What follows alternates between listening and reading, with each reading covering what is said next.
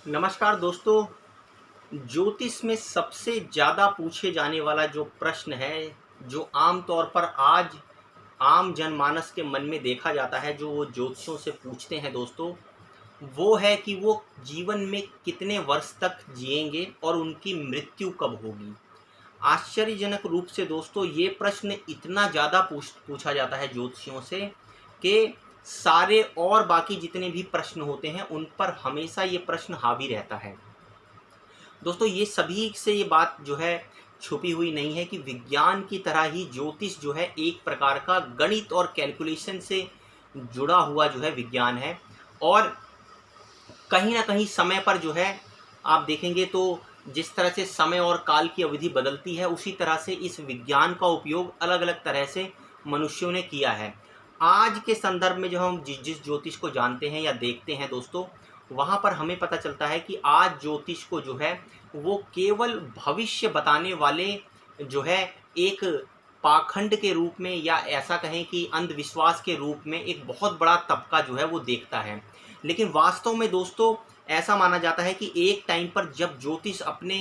जो है बिल्कुल शीर्ष पर था, उत्थान पर था, तो ये कहीं ना कहीं गणितीय कैलकुलेशंस के ऊपर किया जाता था। और कहीं ना कहीं इसमें मेन मुख्य धारा ये होती थी कि किसी भी व्यक्ति के बारे में जानना, ना कि उसके भविष्य के बारे में जानना। दोस्तों ज्योतिष का विज्ञान कहीं ना कहीं इसी कोर बिंदु में सिमटा हुआ है कि व्यक्ति स्वयं अपने बारे में जाने कि उसकी प्रवृत्ति किस प्रकार की है, उसका स्वभाव किस प्रकार का है, जीवन में उसके अंदर क्या क्या खूबियां हो सकती हैं, क्या उसको जीवन में हर्डल आ सकती हैं। और कहीं ना कहीं ज्योतिष का एक हिस्सा जो है वो भविष्य से जुड़े भी कुछ प्रिडिक्शंस देने में जो है वो सक्षम था दोस्तों। लेकिन आज उसी एक छोटे से हिस्से को आगे कर दिया गया है। जो भविष्य बताने वाली जो है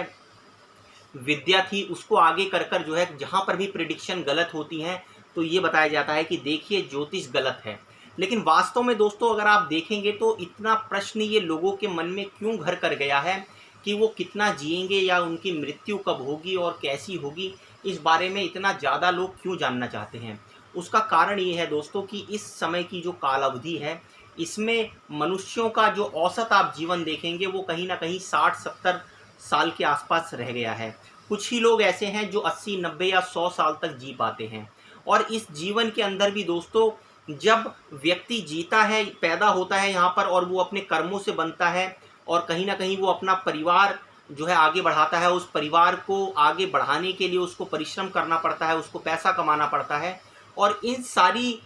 दौड़ भाग में वो ये भूल जाता है कि वास्तव में वो किस जीवन के उद्देश्य के लिए जो है मनुष्य का रूप लेकर आया था और क्या उसने उस पर्पस को फुलफिल किया। क्योंकि दोस्तों ज़्यादातर आप धर्मों में जाकर देखेंगे, चाहे वो हिंदू धर्म हो, चाहे वो जैन धर्म हो, चाहे वो बौद्ध धर्म हो, बेशक वो ईश्वर को की मान्यता उनमें किसी भी प्रकार की रही हो, ईश्वर को वो किसी भी प्रकार के में जो है उसको मानते हो या ना मानते हो, लेकिन ये सभी धर्म एक बारे में जो है वो सहमत थे। और वो सहमति इस बात पर थी कि व्यक्ति का पुनर्जन्म होता है। चाहे वो बौद्ध थे, बुद्ध थे, वो भी ये मानते थे कि जो मनुष्य है वो पुनर्जन्म लेता है। इसी प्रकार से जो जैन, जो पुराने धर्मों में एक धर्म माना जाता है, उसकी अवधारणा ये है कि मनुष्य पुनर्जन्म लेता है।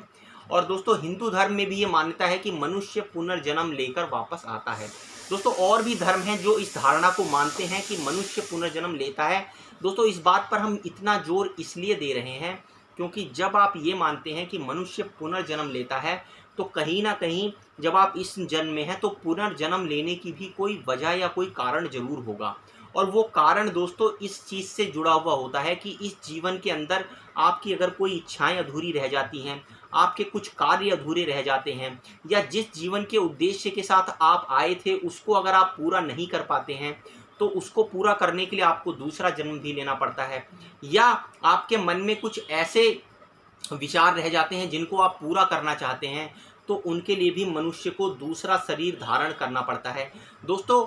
बहुत सारे कारण हो सकते हैं पुनर्जन्म लेने के। और कहीं ना कहीं वो जब व्यक्ति जीवन जी रहा होता है तो उसकी चेतना में जो उठी हुई उसकी इच्छाएं हैं, उसकी इंद्रियों से जुड़ी उसकी इच्छाएं या उसकी आत्मा से जुड़ी उसकी कोई धारणा है, वो उसको पुनर्जन्म लेने के लिए प्रेरित करती है। तो दोस्तों जब आपकी कोई भी इच्छा आपको पुनर्जन्म लेने के लिए प्रेरित कर सकती है, आप अपना शरीर बदलकर वापस आ सकते हैं, तो जाहिर सी बात है कि अगर आप गहराई में जाकर पुराने वैदिक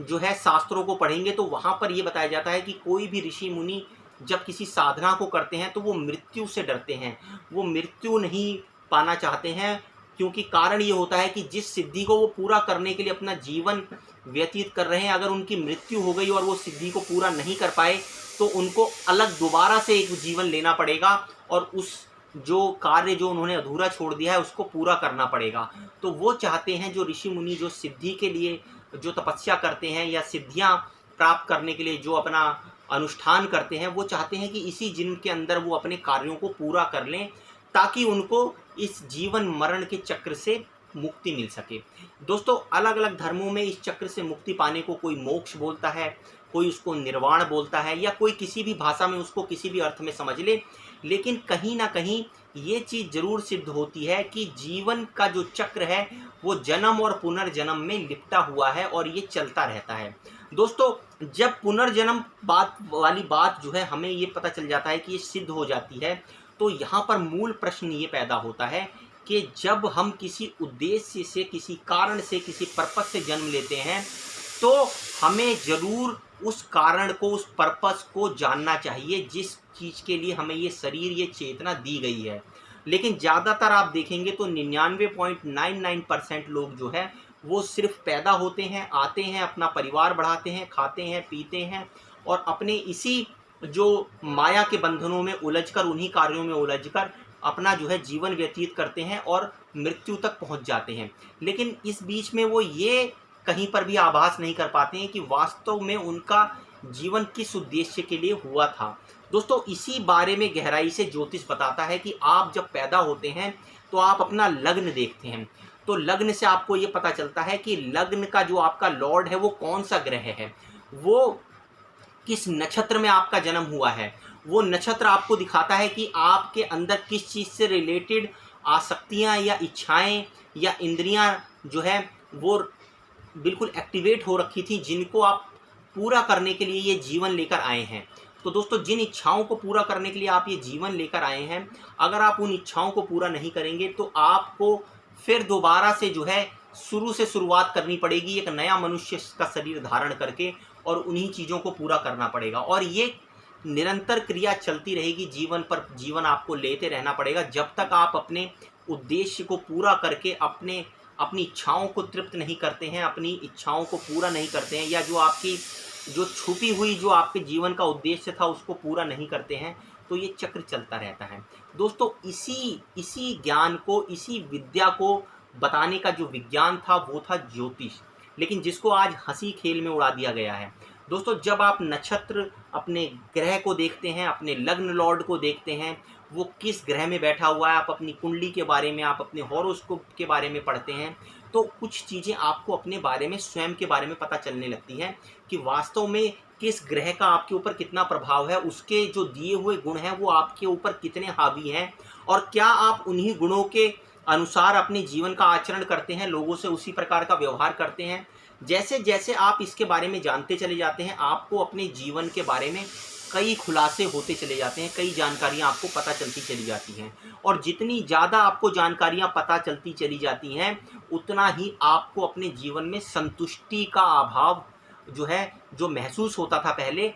वो ख़त्म होने लगता है। आपको जीवन में संतुष्टि ज़्यादा महसूस होने लगेगी। आपको ये पता चलने लगेगा कि जिन आप बेकार की चीज़ों को करने में लगे हुए हैं, वास्तव में उनका आपके जीवन से बहुत ज़्यादा कुछ लेना देना नहीं है। तो आप फोकस होकर अपने कर्मों को चूज़ करते हैं, और अपने कामों को फोकस करके जब आप चूज़ करते हैं तो आप अपने जीवन के उद्देश्य की तरफ उसे लेकर बढ़ते हैं। जैसे आप बहुत सारे मशहूर गणितज्ञों को देखते हैं जिन्होंने दुनिया में नेम फेम कमाया और जिनको लोग जानते हैं, या आप ऐसे किसी आर्टिस्ट को जानते हैं जिसने अपनी कलात्मकता को इतना बढ़ाया, चाहे वो गाने की हो, चाहे वो किसी जो है एक्टिंग करने की हो, चाहे वो किसी चित्रकला की हो, किसी भी, तो आपका जीवन का उद्देश्य आपको उस तरफ ले जाता है। या आप कोई बहुत बड़े बिजनेसमैन बनते हैं, आपके अंदर वो शुरू से जो है वो गुण उत्पन्न होते हैं कि जो आपको एक अच्छा परफेक्ट बिजनेसमैन बनाने के लिए आगे ले जाते हैं। या आपका किसी रिश्ते में, किसी नाते में कोई ऐसा जो है कुछ कारण रह गया है जिसको आप पूरा करने के लिए इस जीवन को लेकर आए हैं,